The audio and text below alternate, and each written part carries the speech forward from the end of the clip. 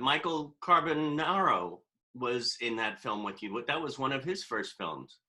Yeah, there was. And Michael Carbonaro. yeah. Oh, connecting to some audio. You saw my name. What? No way. See, the magician. Oh my gosh. Is it real? My brother. Remember it. I haven't seen you since Halloween. Yes, exactly. And then this whole COVID time. What's this now? I don't know. I haven't been following the news. I know. Michael, make it go away. I know. I started it. It was the only way I could get a break. Oh my God. Oh. Were you listening the whole time?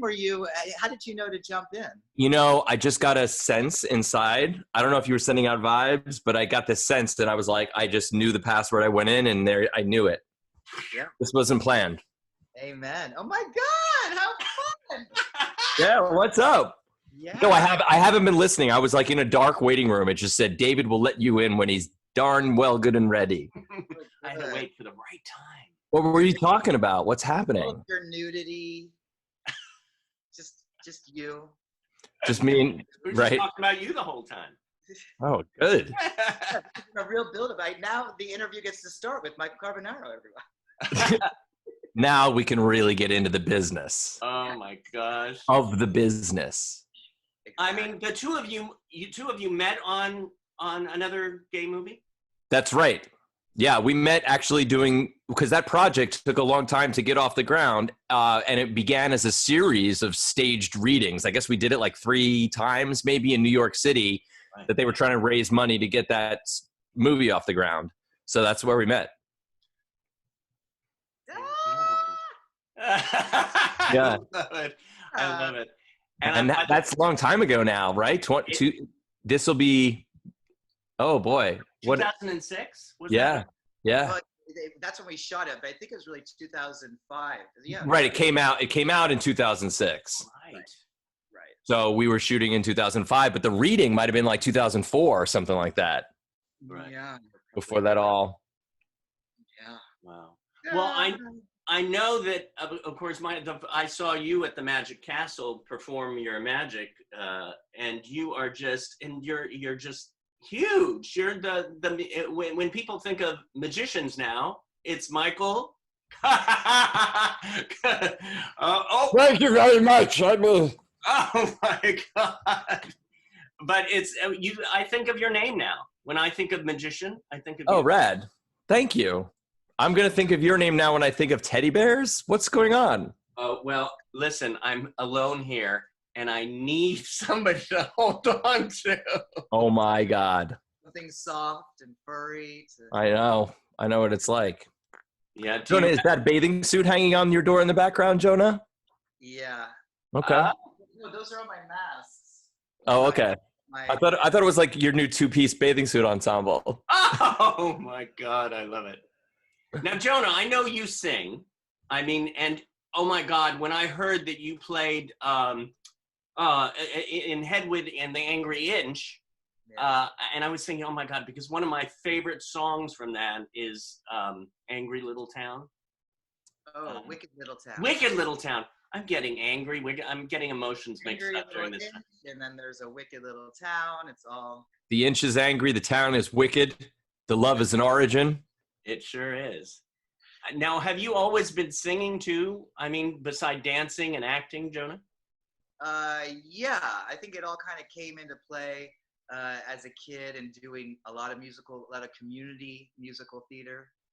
We had a theater that seated like 1,800 people that would get all of the national tours. So we had all the real Broadway sets would come in. So I got, as a kid, I mean, Peter Pan, I had to learn I had flying lessons for 2 weeks. And, oh my God. This is in San Fran, right? Yeah, exactly, in the Bay Area. Wow.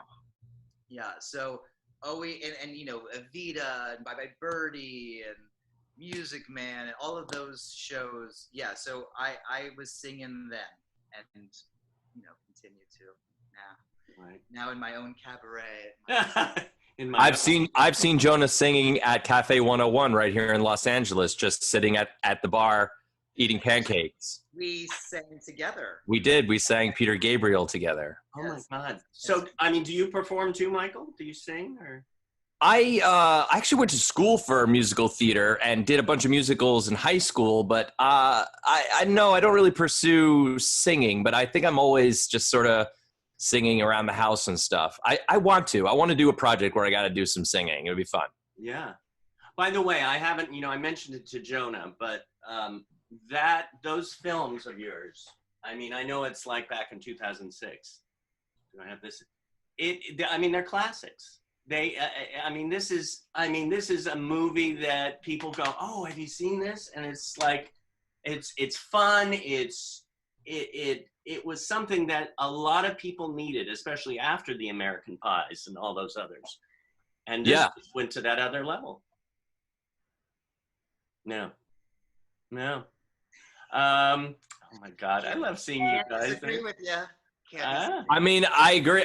It's funny because I haven't seen it. I just was saying, not yesterday, it was yesterday, that I was like, let's screen it outside. Like, cause I have a screen and a projector that I could set up. And I'm like, let's do like an Another Gay Movie thing outside. Would you come to that, Jonah?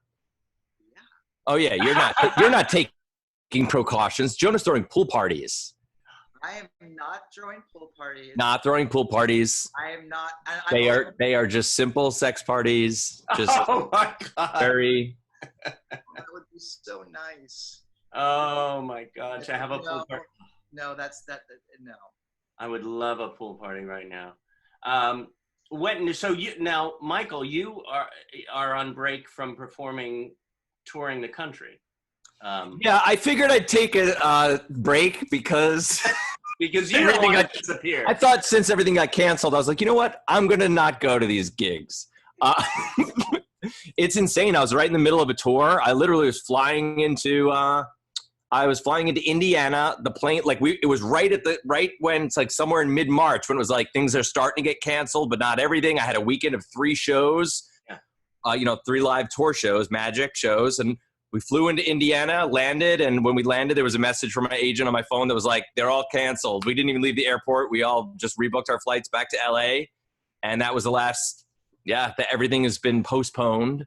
Yeah, and so, it's been a ride for sure for everyone. I know, but and it does kind of come in like a strange different levels of mourning in a way because,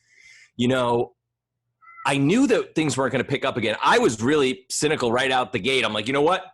We're not going to be back up on stage until fall of 2021. I was like, you watch, it's going to be that long. And I think I'm still right, but I didn't really take that in until like a week and a half ago. It really set in that I was like, whoa, this is a bummer. Yeah, thinking about how it's going to take the changes it's going to do to the industry, even if and after it is healed or vaccinated or what, and just in the nature of magic too, it's a lot of audience participation and bringing people up, and the whole biz is all shifted. So it's trying to stay afloat with positivity, Yeah. Well, but the audience can still see you on the Carbonaro effect. So the shows are running and going. The show's running. Is there a current season that's out? No. We actually, hopefully we could do, I have a lot of really good, we do these like other shows after we shoot the actual footage, which we couldn't shoot new episodes right now, kind of thank God, because I was like, but like, it'd be good, because we'd be out in public, it's like hidden camera and relating with people at stores and stuff. So that's all messed up. So that's not going to be shot now. But the last season we completed, we sometimes do these specials called double takes where I'll show, we'll try the trick on like 4 different people. And sometimes, they're like all good for different reasons, but we only show one in the show. We don't repeat the different tricks. So we do these double take shows where we show the other ones you didn't get to see. And I could host those literally from home, like in front of a green screen. So we're hoping they want to go for that because that would be kind of cool. There's like a lot of stuff I want to show because we had some really good things happen. So that would be fun if they wised up and bought that. They need to. They need to. How you take one hand and go into the other Zoom box. Yes, reach. Something like that. In my world, I'm patting you on I'm scratching your hair. Dave. Yep. Oh, I needed that. I don't know if we all get the same view, like the same Brady Bunch view, but no, we don't. I don't think. But your hand sort of went down and up and around. Mike, I'm so glad you took this opportunity this COVID season to do all of that plastic surgery. You look yeah, thank you. Say look. Oh my God, look at that. By the way, I have Just a ring light, Joan. It's a ring light. Blows it right out. You know how to do it. You look right in the camera. See, I like to look at the face. I like to connect, and it's so hard when you're looking at that green dot. But your lighting is great. Your makeup, everything. What? I'm sorry. Thank you. Thank you. Okay, I'm gonna throw out a word to both of you. Okay. And see the definition. We'll start with Jonah. Spirituality. What does that mean to you? No Googling. I need to be Googled. What? You want to poll the audience? I do. But spirituality. The first word that comes up is me. That's so present for me. The all of everything, being included, the oneness of us all. There's one of us here. I feel like I learned something in Judaism. The word Adonai, which everyone thinks is God, and all the prayers Adonai in Hebrew. The word itself is not the name of God. Jews don't believe that they know the name of God. So what Adonai actually means is the always becoming.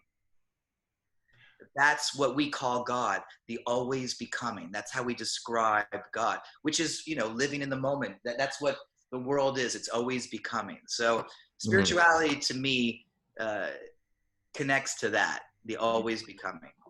That's beautiful. Cheers to that. Cheers to that. I'll tropical cherry sparkling water to that. Almost a shot. That's our ad for the day. Wow. Now you could go with spirituality, or you could go, Michael, with emotionality. And if you don't have either.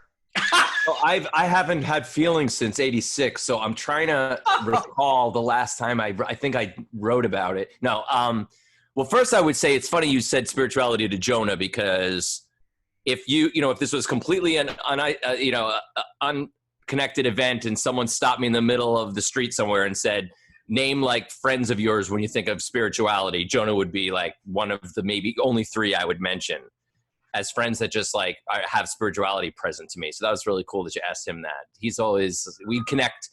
Our friendship is been on a spiritual level for, we just, it's a soulmate kind of friendship. So yeah, that was a good word for him. I'll take emotionality because that's the scary one, I think, in a way. Emotions are like this free ride and roller coaster that it's wonderful to be able to connect to them. Mm-hmm. But emotions are, I think about what it means. Sometimes it's just the visceral reaction that is always valid. Mm. Whatever you're feeling, it's like to always validate whether it's anger, jealousy or excitement or love or fear, whatever is happening. And most of the time it's me having to kind of recompute. Like I'll be feeling jealousy and I can explore that emotionality. Be like, why am I feeling jealous about this moment?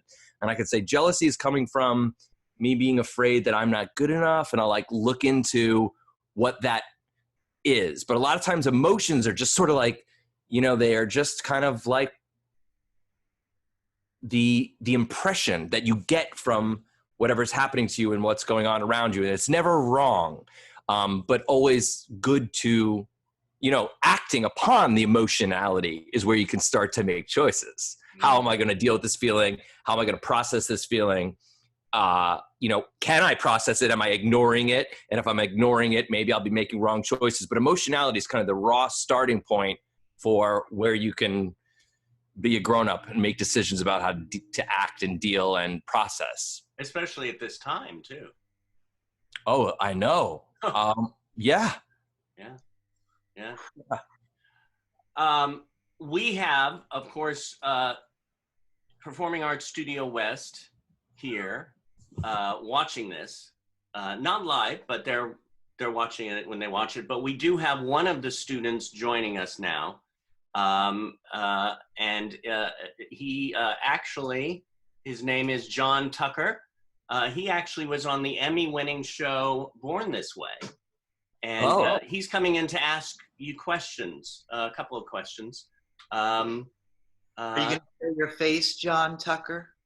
John Tucker? Show your You face. showing your face, John Tucker. There we go. John Tucker. Oh, no, okay, here we go, John. Now try your video. Okay. Oh, wait. Am I in the video? Yes, you are. Wait, okay, try your camera. There you go. There it is. Mr. John Tucker. Hey, John. Hi, We have Jonah Blechman, Michael Carbonaro, John Tucker. Hi, John. Hi. I'm good. I'm just seeing about seeing the TV show Born This Way. I love how you love to watch that show. It's a wonderful show. How many Emmys did that get? Oh God, I got what, like 6, 7? 6 Emmys. Oh, That 8. Yeah. Is that what we see on your mantle right behind you? Oh no, that's not yet. That's something else. They're not in your house, but No, actually, I did this play called Ride or Die, and I think David went to that play. it was good. It was really good.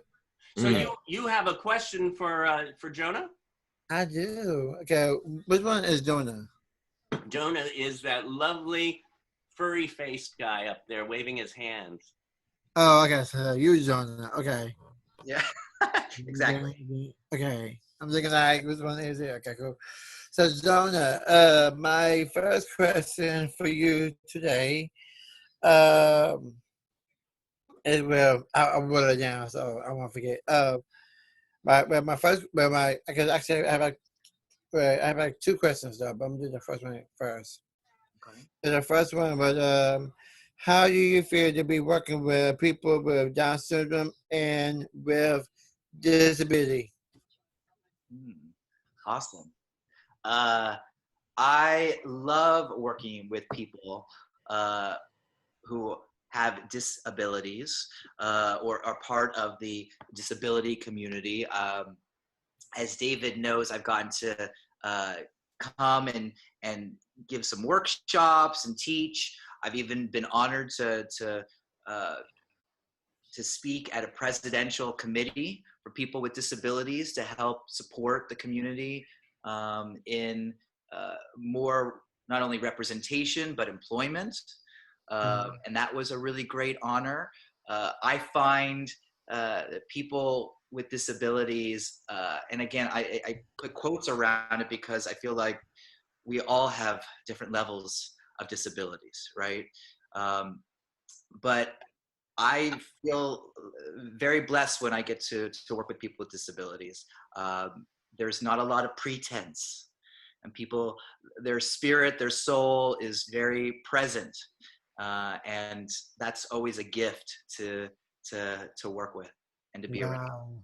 And I thank you, Jonah, for, I mean, you've done many classes at Meet the Biz and come to Performing Arts Studio West. And also, beside that, you worked on a film, correct?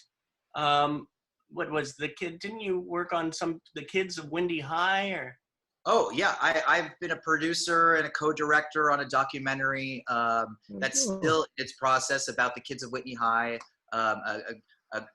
which is sort of a punk band at a school in Los Angeles that for children with disabilities. I've also even with my work in PR, I've gotten to help shepherd Cinemability, which is a film about the history of people with disabilities in film and television, which is something I think is so extraordinary for people to watch, how that representation has shifted throughout the many years. Yeah, I saw you. I don't know if you talked about this before I came on the feed here, but Yeah. you know, in your production, you choreographed and were dancer in the Pippin production, which was done. You're right. That was the deaf version of Pippin, where I got to learn sign language, and half the cast was deaf, and the whole show was signed and sung, and got to magic. That's us. We connected there too, because there's magic in that. Yes, I was the magic captain. Yes. Oh my God. I saw that performance. That was great. Me too. Yeah. Yeah. Wow. So then the other question was, okay, this is kind of odd. I can't believe I'm asking this question. So that was my first question. The second one was, do you ever been judged about your sex? No, sex. What is it? Do you ever been judged of your skin color, your sexual? Oh, do you ever feel judged? Yeah. Like sexual orientation. Yeah. We got it. Yeah. Absolutely. I know I'm judging you right now, Jonah. Me too.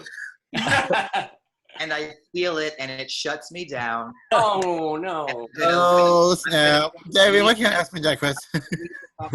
No. Jonah, yeah, go on, Jonah. No, I mean, I certainly have felt, I feel like anybody who is an other, and we're all others in some way. You are going to definitely feel like you're judged for that. And growing up, being a queer young boy, and certainly being in the industry, the entertainment industry, and having to show that or not show that, hide that, there's so much judgment around sexuality, as there is, judgment around color or ability or what. So yeah, I definitely am part of the human race in that way, and can relate for sure. And how do you deal with it? How do you deal when somebody judges you? I mean, I have to look at whether there's something for me to learn about that, or just to overcome. I mean, what is a judgment? It's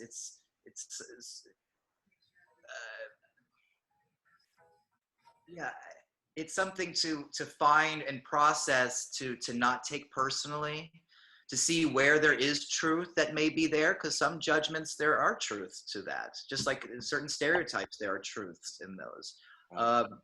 But I feel like most of that, you gotta let it wash over you. Yeah. Move on to the next. True. Well, thank you, John Tucker, for coming today. Always. Thanks, John. And any questions for Michael Carbonaro? yes, you have to have a question for this is Which one's Michael? This Michael Carbonaro is the other guy, and it's not the one who's speaking right now, but Michael is the #1 magician, period. Oh, okay. Because you know what? I'm a singer. Okay, I'm a rapper. So you know what I did. So you know that.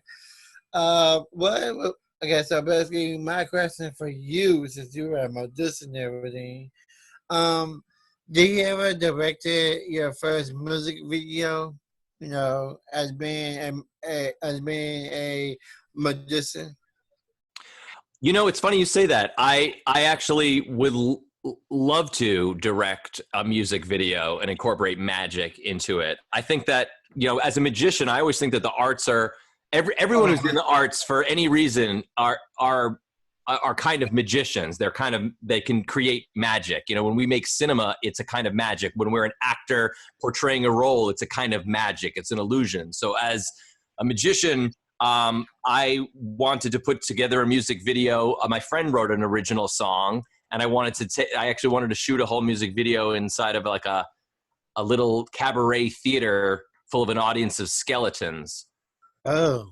It's going to just be kind of she wrote this really creepy song about ghosts and not becoming a ghost, in the world. And I wanted to direct that. Yeah. Oh, that's really That's cool. cool. Really cool.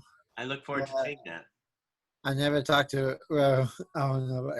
I never done magic before. So I seen movies and I bet it's magic. Right? It's magic when you rap, isn't it?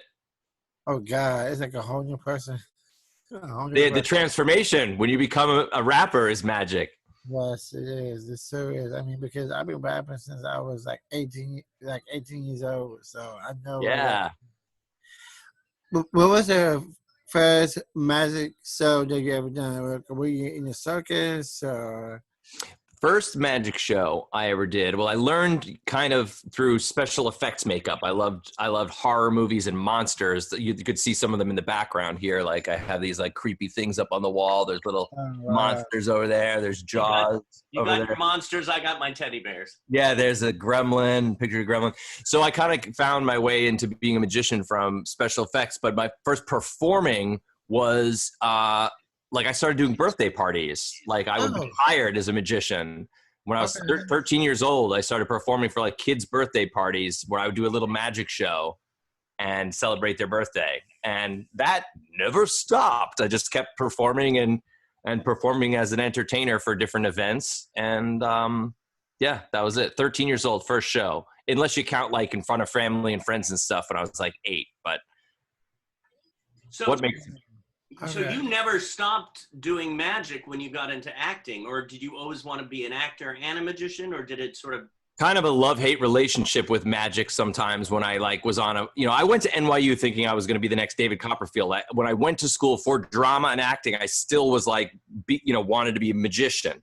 But then when I got into the program and really like got absorbed into the acting and I started doing stand-up comedy, I was like, you know what? I kind of want to be an actor, I think, and then I'm like, maybe I want to be an actor. Maybe I want to be a magician. So it's kind of a battle. And sometimes it's hard to be taken seriously as an actor. If you're like a magician, you're like, oh, really? You're also an actor? Okay. Yeah, that's cute. So sometimes that would be a challenge, but magic has opened a lot of doors for, I did a magic trick at my audition to get into NYU. It certainly wasn't my grades that got me into NYU. So probably,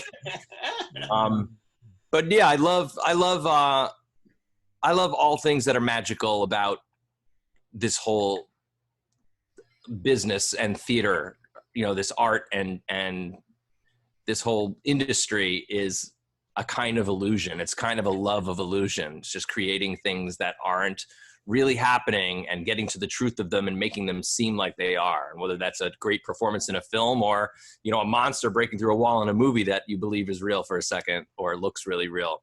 It's all built on some kind of, we're all magicians. Wow. Yeah. So what? I want to see some magic. Can you do some magic? Are you gonna bust out a rap for us? Yeah. Sit back and watch what happens. Yeah. Right. If you do some magic right now, I can bust out a rap for you. I happen to do. Now this is like one of the first things I learned as a kid, and my uncle used to do it. It's a silly little trick, but I happen to do it quite well, and I'm going to show it to you. It's this one with It's the one with the dislodging thumb. Where the thumb comes off. Have you seen that? Where you pull your thumb off like this. Look, watch this now. You see how it comes off? Oh my! Oh my God! I mean, that's done well. That's It's done very well. I can't do it. No, Yeah. And that's what I did to get into NYU. Oh. Was it that one? That was it, huh? They were like, take him. Take him. He knows. He's a god. So now, John, Mr. Rap. Oh goodness. Okay. I mean, I can come up with a rap about. I came up about you guys. Okay. You want to start? Okay. Let's see. How can I put this? Let me see. I'm just I'm just chilling right now, just talking to David on with the base with his cast members. You know, he's so cool and so high. I love David so much. He got his own TV show, PSW, and that's how we roll every second day. You know it. You know how we roll, how we flow. I'm saying, you know what I'm saying? For real, got me, JT from Born This Way. We got, you know, everybody don't play. I don't care what you guys say. You know, I'm not saying dumb, but I'm going to let you know who's the wizard for real, because you know, for real, JT on that microphone, I'm saying, it's a medicine, you know what I'm saying, for real, we keep it real, 100%, you know how we do it, that we give for certain, you know how we roll, how we flow, how we roll, I'm saying, yo, no, here we go, yo, big bang. Yeah. Yo. I love it. Well, if this was a rap battle, you definitely beat my thumb trick. That was great. Yeah. But yeah. I have That one was more great. question of you. One more question of both of you. When are you going to work again together? Jonah and I? Yeah. What are you doing at 5? I'm coming over. Yeah. Yeah, that's a great question. And it's funny, you know, anytime I'm working on something, I always call Jonah to connect in some way. Jonah's worked on the TV show before. I did this really cool performance of Edgar Allan Poe's Telltale Heart, and I had Jonah come in and help coach and work on that show. So, yeah, I mean, gosh. I worked with Michael on his stage show. I was your buzzing bee. You played a bee in the stage show. As well in that moment. So you've officially been a magician's assistant. Mm-hmm. But it was never cut in half. Not yet. Not yet. But You were Vanna White. See her right through me, Carbonaro. Yeah, I'm going to cut you in half, all right. Oh, God. Cut it up. But yeah, that's really good. Thank you. This was fun. Yeah. Yes. Yeah, thanks, John Tucker. Thanks, Michael Carbonaro. Thanks, Jonah Blechman. Yes, John Tucker. Thanks, John Tucker. You're welcome, most definitely. Michael, thank you for the surprise. Yeah. Thanks, David. Jonah, love you. We Love had you magic all. to do.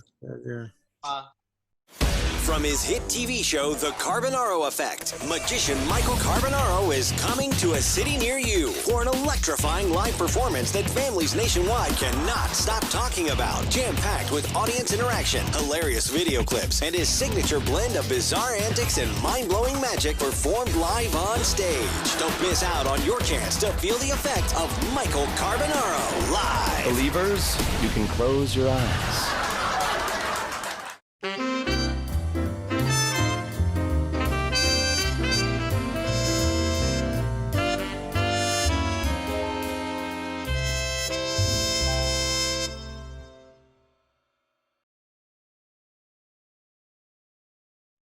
You know what's so funny? Because since you do magic and everything, I do have a niece, and her birthday. I don't know when her birthday is.